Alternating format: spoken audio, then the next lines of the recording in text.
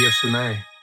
मैंने अपने 20s में 1 साल पहले ही 1000 रुपीज़ से स्टार्ट किया था और आप इसे केवल 100 रुपीज़ से स्टार्ट कर सकते हो। आप निफ्टी 50 ईटीएफ लेते हो तो केवल आप 100 रुपीज़ से इंडिया की टॉप 50 कंपनीज में इन्वेस्ट कर सकते हो without any extra charge. Automatically risk बहुत कम हो जाता है और आप स्टार्टिंग अपनी इन्वेस्टिंग जर्नी जो है वो 100 रुपीज़ से स्टार्ट कर सकते हो। इसे आप एसआईपी के थ्रू मंथली, वीकली और डेली बेसिस पे भी कर सकते हो और आप इसे स्टॉक्स की तरह बाय और सेल भी कर सकते हो, जो कि इंस्टेंटली बाय भी हो जाता है और इंस्टेंटली सेल भी हो जाता है।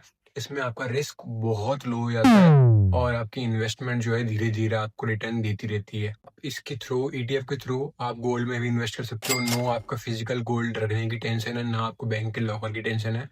आपको केवल चाहिए होगा एक ब्रोकर।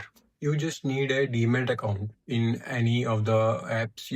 मार्केट में कई सारी एप्स हैं, आपको किसी भी एक पे डीमैट अकाउंट बनाना है। Then you have to go through a broker, जो कि ब्रोकर वो आपका ऐप ही होगा, जिस ऐप से आप उसे इन्वेस्ट करोगे वही ब्रोकर ऐप होता है।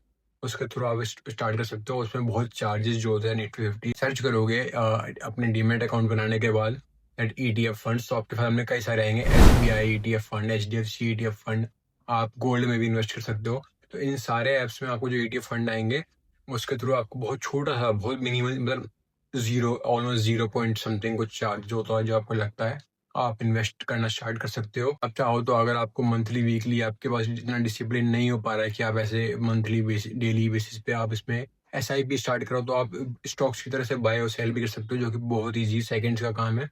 और ट्रस्ट मी, अगर आपने स्टार्ट कर दिया ईटीएफ में इन्वेस्ट करना, you will thank me later. आपका जो फ्यूचर वर्जन होगा वो आपके यंगर वर्जन को थैंक यू ही बोलेगा, क्योंकि ईटीएफ एक बेस्ट अपॉर्चुनिटी है इन्वेस्ट करने के लिए।